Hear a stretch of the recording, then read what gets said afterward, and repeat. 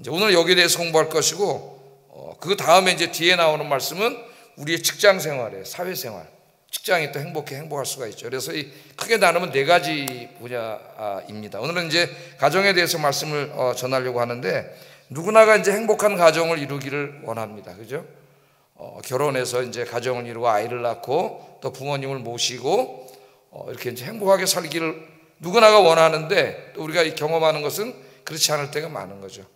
우리 미숙함이나 또 여러 가지 일로 인해서 가정 안에서 서로 상처받고 고통을 받고 그런 또 아픔과 고통 가운데 있는 분들도 있습니다. 또 그런 가운데 서로 지금 힘들어하는 분들도 있고, 우리가 다 형편과 처지는 다 다르지만은 여러 가지 그런 가운데 있어요. 또 어떤 분들은 뭐 행복한 가정을 이루고 사는 분들도 있습니다. 자, 우리가 왜 이렇게 이 가정에서 어렵고 힘들고 그렇게 되느냐 하면은 하나님의 말씀대로 살지 않아서 그래요. 하나님 말씀대로. 어떤 가정은 또 왜 행복하느냐? 하나님 말씀대로 살아서 그렇습니다. 그래서 오늘 우리가 이제 어떠한 형편에 있는 가운데 있더라도 오늘 중요한 것은 이 하나님의 말씀을 이제 우리가 잘 배워서 오늘 이 시간부터 말씀대로 살면 돼요. 살면은 여러분의 가정이 행복해질 거예요. 말씀대로, 내 생각이 아니라 말씀대로 순종하면 됩니다. 세 가지인데, 첫째는 부부간에 서로 사랑하라고 말씀하셨어요. 남편은 아내를 사랑하고 아내는 남편을 사랑하라 그랬습니다. 두 번째는 자식들은 부모님께 순종하라 그랬어요. 순종하라. 그 다음에 세 번째는 부모님들은 자녀들을 노엽게 하지 말고 말씀과 사랑으로 양육하라 그랬습니다. 이 세 가지 말씀을 주셨어요. 그래서 가정에 대해서는 제가 설교를 수십 번 했는데, 오늘은 각각의 부부간의 문제 이것만 다뤄도 몇 번 설교할 수가 있겠죠. 그래서 부부간의 문제를 총체적으로 다루거나 또는 부모님께 효도를 하는 문제를 총체적으로 다루거나 그렇게 하지는 않고, 오늘 본문에 한정해서 이렇게 말씀을 전하도록 그렇게 하겠습니다. 자, 먼저 부부에게 주신 말씀인데, 먼저 하나님께서는 이제 아내에게 말씀을 주셨어요. 아내들. 여기 이제 아내들이 훨씬 많이 계신데 아내들에게 말씀을 주셨습니다.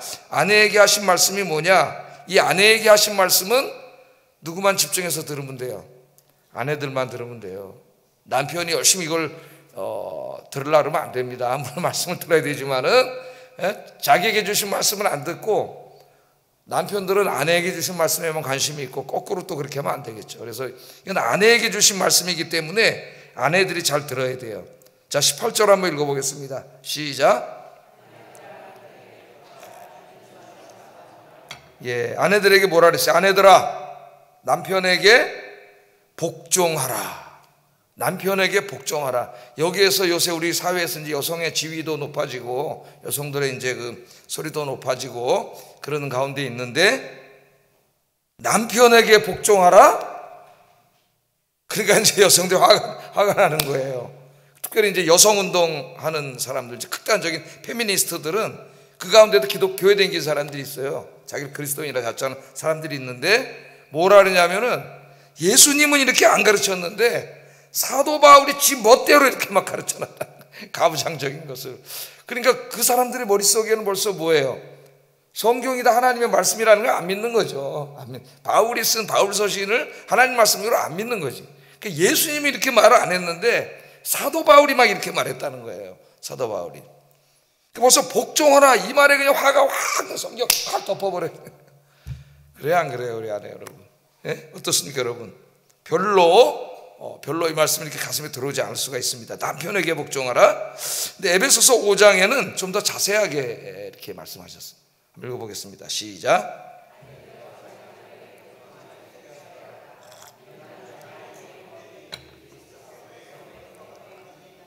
그가 바로 몸의 구주시니라. 그러므로 교회가 그리스도에게 하듯 아내들도 범사에 자기 남편에게 복종할지니라. 이 말씀에 보면 왜 복종해야 되는지, 어떻게 복종해야 되는지 이 두 가지를 이야기하고 있어요. 말씀해 보면은, 자, 어떻게 복종하라 그랬어요? 남편에게 복종할 때에 어떻게 복종하라고요? 내가 주님께 복종하듯이입니다. 여러분, 예수님께, 주님께 복종하듯이, 그러니까 주님의 말씀에 복종하듯이 남편에게 복종하라. 하나님은 그렇게 말씀을 하고 있습니다. 자, 교회가 주님을 사랑하고 존경하잖아요. 그죠? 교회가 주님을 사랑하고 존경하는 것처럼 아내들도 남편을 존경하고 사랑하라는 말씀이에요. 자, 그럼 왜 아내가 예수님을 존경하고 사랑하는 것처럼 남편을 사랑해야 됩니까? 그 이유는 뭐라 그랬어요? 남편은 아내의 머리이기 때문이다, 이렇게 말했습니다. 남편은 아내의 머리이기 때문이다. 그 말씀을 하면서도 뭐라 그랬어요? 예수님이 교회의 머리인 것처럼. 예수님이 교회 머리시잖아요. 그래서 우리가 신앙생활하고 교회 생활할 때 내 마음대로 내 뜻대로 하는 게 아니라 예수님의 뜻, 예수님의 말씀에 순종하잖아요. 왜 예수님 말씀에 순종합니까? 우리 예수님을 사랑하고 존경하기 때문에 예수님의 말씀에 순종해서 그 뜻대로 우리가 순종하여서 교회 생활을 하는 거죠. 거기다가 비유를 했어요, 하나님께서. 그렇게 하는 것처럼 교회가 내가 예수님께 그렇게 사랑하고 존경하고 그래서 그 뜻에 순종하는 것처럼 네 남편에게 복종하고 순종해라. 예수님께서 그렇게 말씀을 하셨습니다. 그러니까 이거는 뭘 말하는 거예요? 남편이 아내의 머리라고 하는 것은 예수님이 교회의 머리라고 하는 것 비유했는데, 남편이 교회의 머리라고 하는 것은 남편의 가장됨의 권위를 존중해 주라는 거죠. 가장됨의 권위. 남편을 하나님 가장으로 세우셨어요. 그거는 하나님이 세우신 거예요. 여러분, 우리 아내들이 생각할 때에 남편이 하도 마음에 안 들고 자기 생각이 볼 때 막 진짜 한심해 보이고 그래가지고 자기가 모든 걸 막 나서서 가장 노릇하고 막 그렇게 살면 여러분, 그런 남편하고 사는 여러분 행복하시겠습니까? 아니면 내가 참 존경하고 존중하고 사랑하고 정말 가장으로서 믿음직해서 내 삶을 맡길만 하고 내 남편 생각하면 막 듬직하고 마음이 든든해지고 이런 사람하고 살고 싶겠어요? 누가 행복할까요, 여러분? 후자가 행복할 거 아니에요. 후자가 행복할 거 아니에요. 그러니까 여기에 복종하라는 말은 지금 우리 한국 사회에서 말하는 가부장적인 복종을 말하는 게 아니에요. 여기 또 설명하려면 이제 길어져서 오늘 제가 다 설명하지는 않는다 그랬죠. 여기서는 뭐냐면 가정의 가장으로서, 머리라 그랬죠. 머리. 가장으로서의 남편을 존중하고 사랑하라고 하는 거예요. 그래서 내 생각이 다르고 뭐 여성 운동하는 사람들이 뭐라고 얘기하든 그런데 이렇게 신경 쓰면 안 돼. 그렇게 살면 불행해져요, 여러분. 하나님의 말씀을 순종하세요. 하나님이 가정의 머리로 남편을 세우셨고, 교회가 남편을 사랑하고 존경하는 그 마음으로, 네가 예수님을 존경하고 사랑하는 그 마음으로 남편을 존경하고 사랑하라 그랬으니까 오늘 이 시간에 자기 자신을 바라보면서 내가 과연 그렇게 하고 있는지. 아니, 목사님, 우리 남편 도저히 사랑하고 존경할 인간이 못 되는데 어떡하죠? 그래도 오늘 주님이 그렇게 하라 그랬잖아요, 하나님이. 그러니까 내 마음속에 그렇게 기도를 해야 돼요. 내 남편을 머리로서 인정하고 가장으로서 인정하고 내가 존중하고 사랑할 수 있는 마음을 달라고, 우리 남편이 또 그렇게 존중을 받을 수 있는 사람으로 변화되게 해달라고 기도하는 게 굉장히 중요하다. 그렇게 하나님 말씀대로 살아야 돼. 그래야 행복해집니다, 여러분. 그런데 우리 하나님께서는 아내에게만 말한 게 아니에요. 그 말씀을 하시고는 바로 또 누구에게 말씀하셨어요? 남편에게도 말씀하셨어요. 자, 그러니까 이 말씀, 이제부터 할 말씀 누가 들어야 돼요? 남편들이 들어야 돼요. 남편들. 또 아내가 이 말씀을 열심히 듣고 있다가 부부싸움 할 때 또 써먹으면 안 됩니다, 여러분. 하나님 말씀 가지고. 남편들, 자 19절에 뭐라 그랬어요? 시작. 아내를 사랑하며 괴롭게 하지 말라. 그러니까 남편은 좀 힘이 세고 아무래도 그렇기 때문에 경제적인 능력도 더 있고 괴롭게 할 수가 있어. 그래서 이걸 집어넣었어요, 하나님이. 아내를 사랑하고 괴롭게 하지 말라. 자, 우리 남편들에게 주신 말씀은 뭐예요? 아내를 사랑하라, 괴롭게 하지 말라. 괴롭게 하지 말라. 아내들이 생각하기에 우리 남편 때문에 속상해 죽겠어 그냥. 그럼 회개해야 돼요. 우리 남편들이 다 회개해야 돼요. 괴롭게 하지 말라, 그렇게 말씀을 했습니다. 자, 그러면 어떻게 어느 정도로 사랑해야 되느냐? 똑같아요. 에베소서 말씀해 보면 똑같이 말씀하셨어요. 그리스도께서, 이번엔 거꾸로입니다. 그리스도께서 교회를 사랑하시고 자신을 주신 것처럼 사랑하라 그랬어요. 야, 이 남편의 사랑이 숭고합니다, 여러분. 남편들이 잘 들으셔야 돼요. 에베소서 5장 25절 한번 읽어보겠습니다. 시작.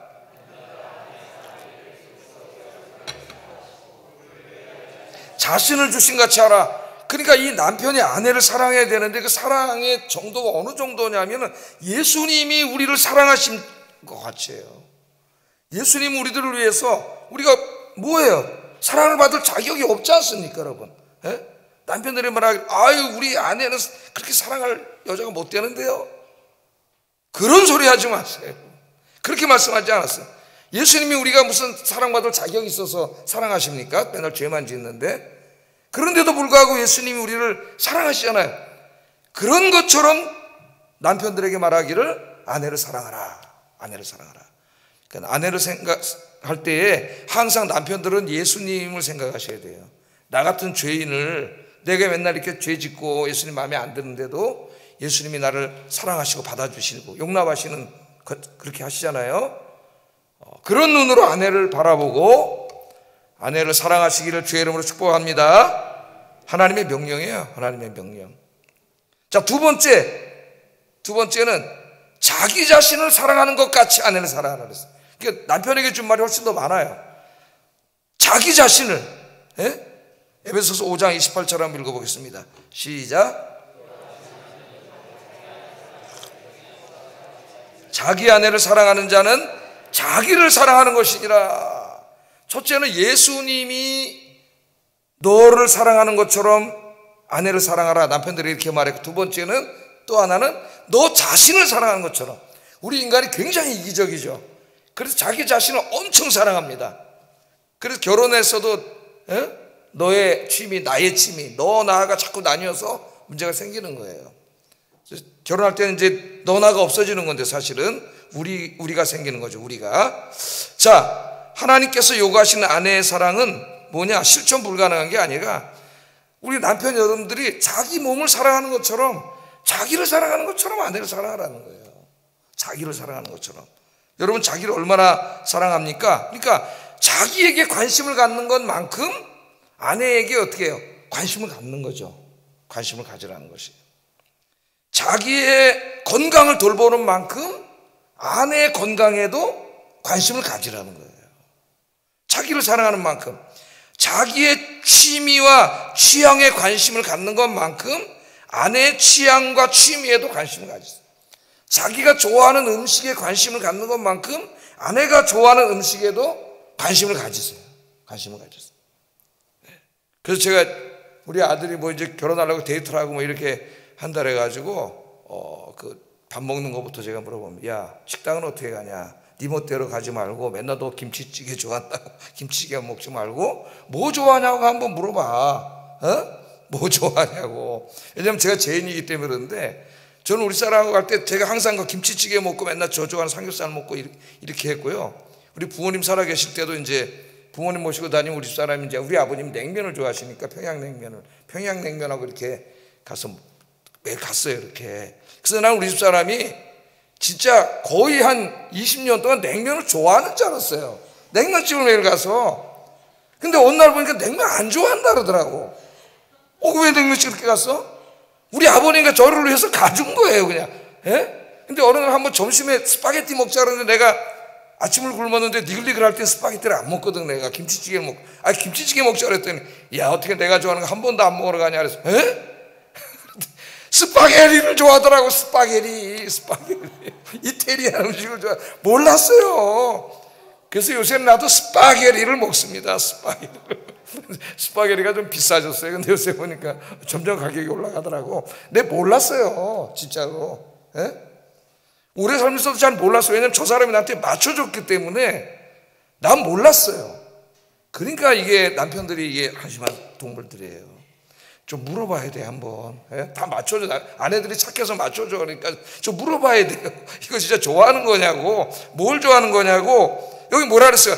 너 자신을 사랑하는 것처럼 네 아내를 사랑하라 했잖아. 너 자신에게 관심 갖고 네 취미, 네 취향, 네 좋아하는 음식, 그런 데 관심을 갖는 것만큼 네 아내에게도 물어보라는 거예요. 뭘 좋아하는지. 이제 적용하면은 뭐 오늘 밤새도록 부흥해야 됩니다. 한두 개가 아니에요. 우리 생활에 한번 이렇게 생각을 해보세요. 내가 내 아내의 관심, 내 아내가 좋아하는 옷, 뭐 어떤 취향, 그런 내 관심을 갖고 물어본 적 있나? 해주려고 내가 한번 이렇게 노력해 본 적 있나? 오늘 집에 가서 곰곰이 생각하시기를 주의 이름으로 축복합니다. 하여튼 제가 더 진전시키지 않겠습니다. 부모도 나오고 자식도 나오고 그러기 때문에 오늘 하나님의 말씀은 뭐예요? 하나님이 기뻐하시는 게 남편과 아내가 결혼해서 행복하게 사는 걸 하나님 기뻐하신다는 거예요. 그러나 이제 우리가 부족해서 어려움을 겪는 수도 있죠. 고통 가운데 있는 분도 있고, 하나님께서는 이 말씀을 우리가 잘 듣고 다시 행복한 인생을 갖고 나가면 됩니다. 이 말씀을 듣고, 자, 지난달에 이제 제가 아버님 어머님 계신 동작동에 이제 국립묘지를 다녀왔어요. 구정에 가면 구정 좀 전에 사람이 많이 와서 갈 수가 없어요. 차 세울 데도 없어요. 그래서 좀 일찍 가거나 늦게 가야 되는데 좀 일찍 갔습니다. 시간을 보니까 이제 갑자기 가려니까 우리 부부하고 우리 큰누님하고 우리 은호하고만 시간이 있어. 다른 자식들 시간이 없어. 그래서 4시 이제 갔어요. 4시 가가지고 이제 이렇게 그 동작동 국립묘지니까 거기 들어가서 이제 이렇게 보는데 뭐 가봐야 뭐 할 게 없어요. 그냥 그 낯골당이면 뻔하잖아요. 예? 이렇게 해가지고 거기다 이제 유골함을 모셔놨는데 몇 년 전부터 이제 자식들이 좀 누가 건의를 했는지 아무것도 못 붙이게 했거든요. 지저분해지니까. 그 국립묘지잖아요. 국가시설이다 보니까. 근데 이제 너무 서운하니까 조금 허용을 해줬어요. 요만한 꽃하고 무슨 메모지나 카드 정도에 살짝 한쪽에다 붙일 수 있도록 허락을 해줘가지고 요새 가면 이제 거기 꽃이 이렇게 달려있는데 어떤 데는 꽃이 달려있는 데가 있고 안 달려있는 데가 있어요. 근데 딱 보여요. 아, 자식들이 자주 오는구나. 아, 저 집은 안 오는구나. 이런 게 다 보여. 거기 탁탁탁탁 나타나요. 금방금방 나타나요.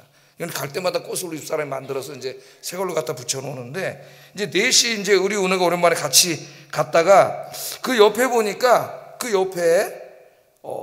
요 뒤쪽이구나. 뒤쪽에 보니까 메모지, 초록색 메모지 그 포스티지 3장이 이렇게 붙어 있더라고요. 그 책을 읽어봤어요, 한번. 제가 읽어봤다가 눈물이 나더라고, 읽는데. 그래서 내가 이제 우리 은한테도 결혼을 했기 그렇기 때문에 한번 이제 읽어보라 그랬더니 읽고 눈물을 흘리더라고. 그래서 눈물을. 그래서 제가 여기다 써봤어요. 그러니까 얼마 전에 남편이 죽었는데 뭐 어떻게 죽은 건지 모르겠어요. 자세히 안 봐가지고 이제 뭐 군인이었겠죠. 경찰이나 군인이었을 거예요 아마. 근데 이렇게 보니까 메모지가 이제 올 때마다 하나씩 날짜가 달라요. 올 때마다 3개를 붙여놨더라고. 그러니까 그걸 미루어 봐서 돌아가신 지 얼마 안 된 것 같아요. 첫 번째 메모지 이렇게 써 있더라고요. 그리움에 못 잊어 보고 싶어 왔는데 당신은 아무 말이 없네요. 생전의 약속 어떻게 할 거예요? 보고 싶어요. 이게 첫 번째 메모였어요. 그러니까 첫날 와서 써놓고 간 거예요. 야, 여기에 그리움에 못 잊어 보고 싶어 왔는데 당신은 아무 말이 없네. 내 눈물이 확 나오더라고. 이 시적인 감성이 좀 있어요. 시는 못 써도. 시잖아요, 시야. 그리움에 못 잊어 보고 싶어 왔는데 당신은 아무 말이 없네. 생전에 약속 어떻게 할 거예요? 보고 싶어요. 또 그 옆에 거를 봤더니 다른 날짜에 온 거예요. 이렇게 써 있어요. 보고 싶어 오늘도 왔건만 당신은 대답이 없네요. 당신 없는 세월을 그리움만 쌓이네. 2024년 8월 10일. 여기 써놨더라고. 또 하나의 시야 짧은데 눈물이 나오더라고요. 눈물이 나와. 또 한 장 있어요. 다른 날 와서 또 쓴 거예요. 써서 또 붙여놓은 거예요. 그러니까 너무 그리워서 온 거야, 남편이.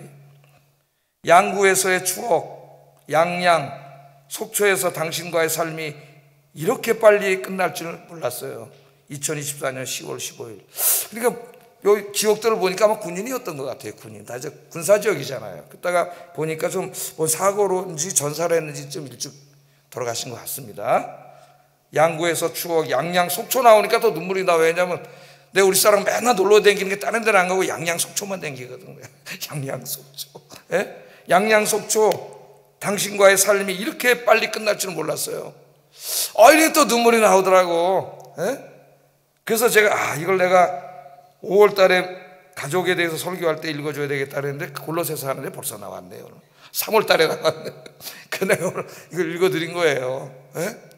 그래서 여러분 살아계신 동안 이렇게 행복하게 사시기를 주의 이름으로 축복합니다.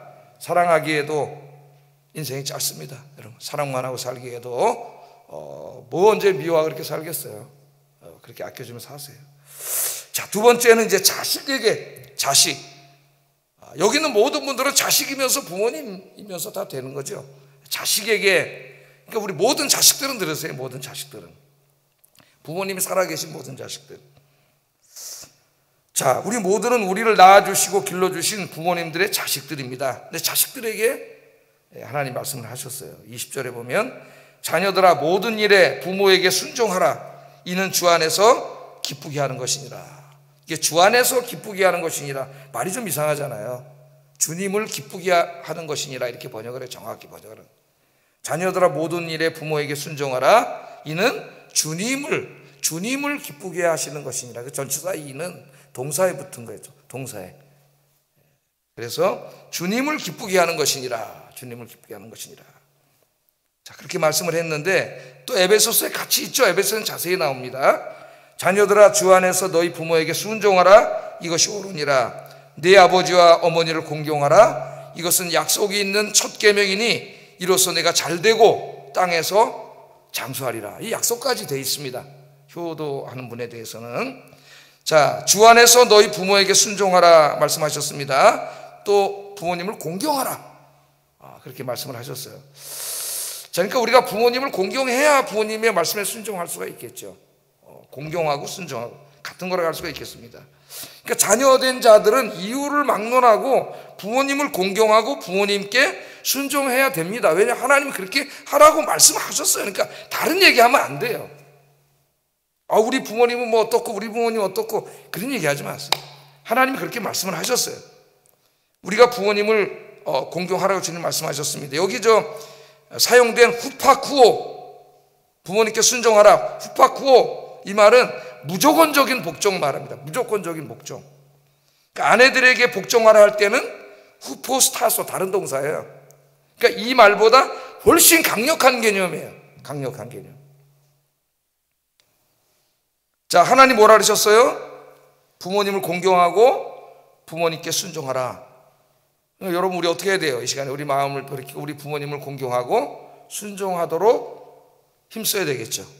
그런 마음이 내게 안 생긴다면 기도하면서 힘써야 되겠습니다. 여기 부모님은 뭐 장인, 장모님일 수도 있고 내 엄마, 아버지일 수도 있고 시어머니, 시아버지일 수도 있고 모든 부모님 여기다 포함이 됩니다.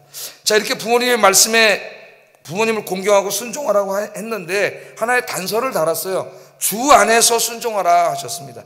주 안에서. 우리는 모든 면에서 부모님을 공경하고 순종하고 뭐 그 안에는 이제 부모님을 기쁘게 하고 부모님을 봉양해드리고 뭐 다 들어가는 거예요. 이렇게 확대해서 설교하지는 않겠습니다만은.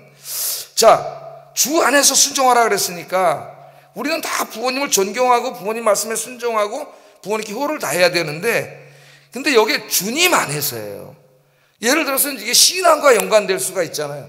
내가 먼저 교회 다녀서 예수님을 믿게 됐는데 아직 부모님이 나의 신앙생활을 이해하지 못할 수가 있습니다. 너 교회 가지 마. 그랬을 때는 내가 부모님을 사랑하지만은 그 말씀에는 순종할 수 없는 거예요. 그 말씀에 순종할 수가 없는 것이죠. 예? 제가 지난번 새벽기도 때 얘기했지만 제가 먼저 다니던 교회, 내가 중등부 할 때에 거기 차시성을 가진 우리 중등부 교사가 한 분 계셨는데 아침마다 교회할 때 아버지랑 싸워. 아버지가 소리 지르고 교회 가지 말라 그러면 다 큰 아들인데 30이 된 아들인데 그래가지고 올 때마다 힘들게 하여튼 그 주일날 꼭 와서 이제 예배를 드려요. 그러니까 아버지가 가지 말라 그런다고 그럼 부모에게 순종하라 그랬으니까 교회 안 다녀야지. 너 하나님 믿지만 하나님 안 믿어야지. 그러면 안 돼. 그럴 수는 없는 거 아니에요. 예? 근데 나중에 이제 이분의 아버지가 우리 교회를 같이 나오게 됐어요. 이제 그렇게 하시다가 위암에 걸리셔가지고 병원에 입원을 하셨어요. 그래서 위암 수술을 하는데 여기 이제 을지로에 있는 백병원에서 지금 없어졌을 겁니다. 아마 그 병원. 근데 그 을지로 백병원은 그 영락교회 전도대가 매일 와서 전도하는 병원. 영락교회 전도대. 병원 전도하잖아요. 엄청 열심히 전도합니다. 여러분. 영락교인들이 병원에 와서. 그 병원에 와서 전도하고 또 우리 교회 가서도 전도하고 이렇게 하다가 거기서 예수님을 영접하게 되고 수술하고 끝나고 나와서 아들 손잡고 이제 교회에 나오게 됐어요.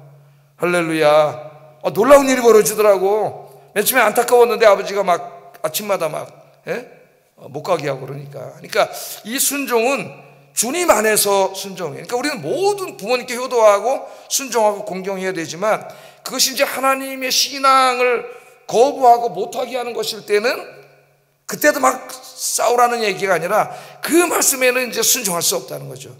부모님을 이해시켜드리고 부모님을 위해서 기도하고 신앙생활을 해야 되는 거예요. 그래서 주 안에서 순종하라 그렇게 말했습니다. 그럼 왜 순종해야 되느냐? 이유가 없어요. 그 다음 뭐라고 나왔어요? 이것이 옳으니라. 왜를 말씀하지 않았어요? 하나님 뭐라 그랬어요? 그게 옳아요. 그게 옳다는 말은 하나님이 이 우주를 창조하시고 인간을 창조하실 때에 그렇게 만드셨다는 거예요. 이런 것을 이제 하나님의 자연법이라 그러죠. 자연법. 예? 성경은 하나님의 계시야.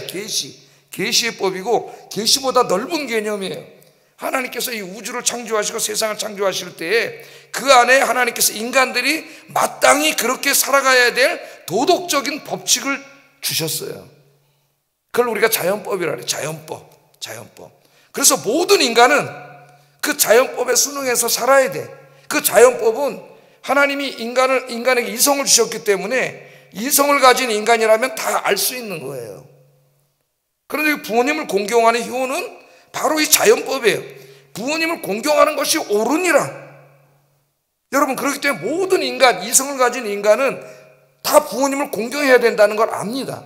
그래서 모든 종교는 다 뭘 가르쳐요? 효를 가르쳐요. 효를. 그러니까 불교나 유교나 다 효를 가르치는데, 그러니까 효를 보편적인 이게 법칙이라면 자연법이라는 것은 모든 인간이 그대로 따라야 되는 보편적인 법칙이죠. 인간인 이상 그걸 안 지킨다면 짐승이 되는 거예요. 짐승이. 그런 법칙이라서 모든 사람이 지키고 불교, 유교 믿는 사람이 지킨다면 하나님을 믿는 그리스도인들은 더욱더 이유가 없어요. 이것이 옳으니라. 그렇게 하나님께서 말씀하셨습니다. 그러나 이제 성경을 읽어보면은 몇 군데서 이제 왜 우리가 부모님을 공경해야 되는지 우리가 말씀을 좀 추론해 볼 수가 있는데, 첫째로 부모님은 우리를 이 세상에 존재할 수 있게 해주신 분이에요. 부모님이 없었다면 우리가 안 태어났겠죠. 네? 이 땅에 안 태어났어요. 생명이 없어요. 태어나지 않았으면 무입니다. 없어요. 없으면 어떻게 되겠어요? 태어나지 않았기 때문에 영생도 없어요. 이 땅에 하나님 나라가 이루어져서 영원한 천국이 이루어져서 천국에서 구원받은 사람들이 행복하게 영원히 살 때 없는 거죠. 태어나지 않았기 때문에. 예? 어떤 페이르나 같은 정신과 의사 두 놈이 나와가지고 저 방송에서 누가 부모님 보고 나를 낳게 해달라 그랬나요? 그렇게 얘기하면서 내가 원해서 낳은 게 아니기 때문에 부모님께 복리하고 뭐 효를 하길 필요 없대. 제가 한번 얘기했잖아요. 그래서 화가 나서 제가 어떻게 했다 그랬어요? 내가 효를 가르치는 목사로서 전화기를 들고 바로 방송국에다 전화를 했어요. 내가 전화를 해서 꾸짖었어요. 이거 녹음되죠? 네, 사장한테 가서 들리세요. 이 얘기를. 이런 폐륜적인 것을 공영방송에서 얘기를 하다니. 예? 저만 했겠습니까? 몇 주 있다 폐지됐더라고, 그 방송이. 뭐 그것 때문에 폐지됐는지 모르지만 폐지됐어요. 전화가 많이 왔을 거야 아마. 그런 폐륜아들이 있더라고. 누가 날 낳으라 그랬어요? 이렇게 얘기를 해요. 누가 날 낳아. 그러면서 저 물가에 엄마랑 부인하고 빠지면 누굴 구해야 되니까 아내를 구해야 된대. 왜냐면 아내는 내가 선택한 여자고 엄마는 내가 선택한 여자가 아니야. 왜? 그냥 누가 나달라 그랬어? 이런 폐륜적인 얘기를 하더라고요. 남편과 아내가 빠지면 둘 다 구하면 되지 뭘 선택을 해야 돼. 거기서 그런 경우가 어디 있어요. 가능성도 없는 얘기를 해놓고 갈등을 일으키는 이런 그런 한심한 인간들이 있더라고요, 이 세상에. 여러분, 그런 소리 들으시면 안 돼요. 하나님이 말씀하셨어요. 우리가 생명을 주신 분이기 때문에 어머니 아버지가 아니면 난 태어날 수도 없었어요. 내가 태어났기 때문에 예수님 믿게 됐고 영생을 얻었잖아요. 영생을. 할렐루야. 이걸 잊지 마세요. 두 번째, 어머니 아버지는 우리를 낳아주신 분일 뿐 아니라 또 길러주신 분이에요. 길러주신 분. 예? 우리를 위해 모든 것을 다 희생하신 분입니다. 최근에는 이제 낳아주신 부모님과 낳아놓고 그냥 자식을 버리고 떠나버렸던 부모님이 나중에 자식이 잘 되니까 돌아와서 재산권을 요구하고 이런 게 이제 큰 사회 문제가 돼가지고 구하라법도 만들어지고 막 이제 그렇게 됐어요. 제가 십계명 강해하면서 그 부분에 대해서 자세히 강해해 놨습니다. 기억이 나실 거예요. 그러니까 이 부분은 더 확대하지는 않겠습니다. 십계명 강해를 한번 다시 들어보세요. 하여튼 부모님은 우리를 위해서 다 희생하신 거예요. 저도 애를 키울 때 보면은 우리 은우는 잘 자요. 우리는 은우는 잘 때 딱 제가 이제 옆에 재우다가 야 은혜야 멍멍이 온다 멍멍이 그러면 무서워가지고 꼭 끌어안고 바로 자. 잠은 안 깨 아직까지. 야 이게 효녀야 진짜. 근데 우리 쥐한이도 효자인데 이제 우리 쥐한이는 깨요. 왜? 언제 깨냐? 밥 먹으러 깨 한 번씩 새벽에. 그래가지고 이걸 우유를 먹이는데 하여튼 제가 이렇게 졸면서 먹이다가 우리 집사람 교대로 하는데 저는 학교 가고 우리 사람 직장 가고 다 피곤하잖아요. 그래서 내가 이 손 안 대고 우유 먹이는 법을 여러 가지로 개발했습니다. 우리 부목사님도 이제 장가가 세게 나면 할 텐데, 딱 놓고, 또 이거 먹였다고 끝나는 게 아니잖아요. 뭐 해야 돼요? 트림 시켜야 돼. 또 이놈이 또 트림을 빨리 해야 되는데, 안 하면 졸려 죽겠는데 계속. 예? 이렇게부터 시작해가지고 기저구 다 갈아주고 목욕시켜주고 아프면 병원에를 몇 번 뛰어댕겨. 하나둘 키우려면 병원에 수도 없이 아침에 새벽에 뛰어댕기고, 다 부모님이 그렇게 해서 키워놓으니까 지 잘나서 큰지 알고.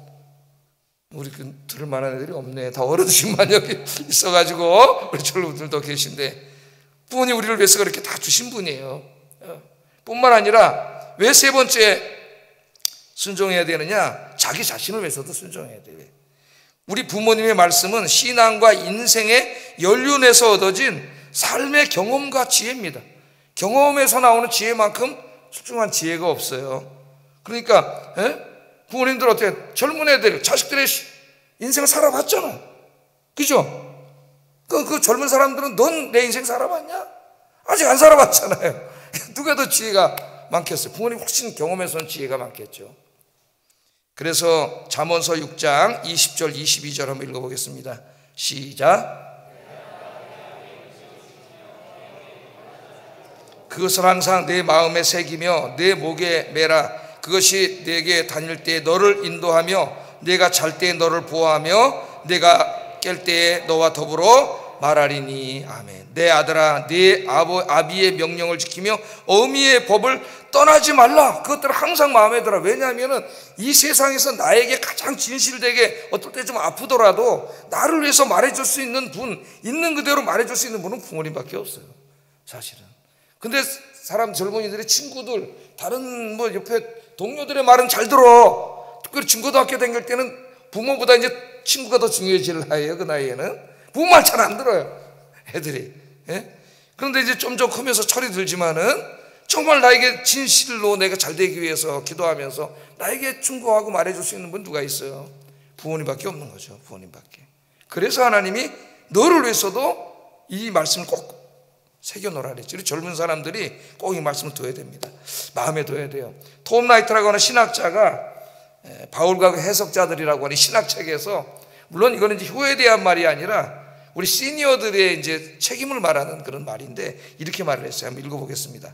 내 아들아, 아니 제가 읽을게요. 제가 노인들도 여전히 탐험가여야 한다. 하지만 젊은이들에게 늙은이들이 줄 수 있는 선물, 즉 우리에게 하신 말이에요. 부모 세대에게 늙은이들이 줄 수 있는 선물은 아마도 그들이 과거에 겪은 여정을 요약한 강력한 지도일 것이다. 그랬어요. 그러니까 우리가 자식에게 줄 수 있는 게 뭐냐? 인생길을, 자식이 아직 걸어가지 않은 인생길이 있지 않습니까? 우리가 살아온 실패도 하고 성공도 하고 그 수많은 인생길이, 그게 인생이 앞으로 자녀들이 걸어가야 될 지도 아니겠어요? 그 지도를 자식에게 주는 게 가장 훌륭한 부모다 이래요. 우리 노인들이. 여러분 저 어디 유럽 여행 가고 뭐 남미 여행 가고 그럴 때 이제 패키지로 안 가고 젊은이들은 그냥 가잖아요. 자기들이 패키지로 가는 거, 우리같이 나이 먹은 사람이나 가지 젊은이들은 패키지로 안 가요. 그냥 자기가 가잖아요. 자기가 가는데 어디 가서 뭐 밥을 먹어야 되고 어디 가서 자야 되고 어떻게 알아? 먼저 여행 떠났던 사람들이 다 같이 적어놔 공유하고 그러기 때문에 그게 뭐가 돼요? 지도가 되는 거죠. 그걸 보고 가서 또 자기가 거기를 갔다 와서 또 첨가되는 거 적어놓고, 이래서 지도가 생기는 거예요. 인생 그 여행의 지도가 그 지도대로 가는 거죠. 우리 인생도 마찬가지예요. 그래서 앞길을 걸어가시는 우리 부모님들이 더욱더 그런 어떤 하나 인생의 지도를 잘 만들어 놓고, 부모님이 말씀하시는 거는 바로 그런 지혜예요. 지도야. 앞으로 여러분이 걸어가야 될 길을 미리 가신 분이 그 길을 가르쳐준 지도예요. 그 인생. 부모님 말씀에 잘 순종하시기를 우리 젊은이들은 주의 이름으로 축복합니다. 성경에 특별히 목사들에게 하나님이 하신 말씀이 있어요. 설교할 때, 목회할 때 효를 가르치라 그랬어요. 목사들에게. 디모데전서 5장 4절 한번 읽어보겠습니다. 시작.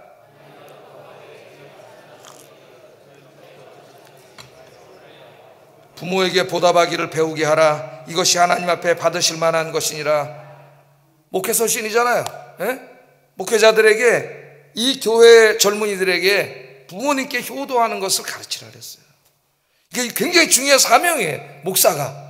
그래서 인천에 있던 어떤 목사님은 목회 목표가 효야, 효.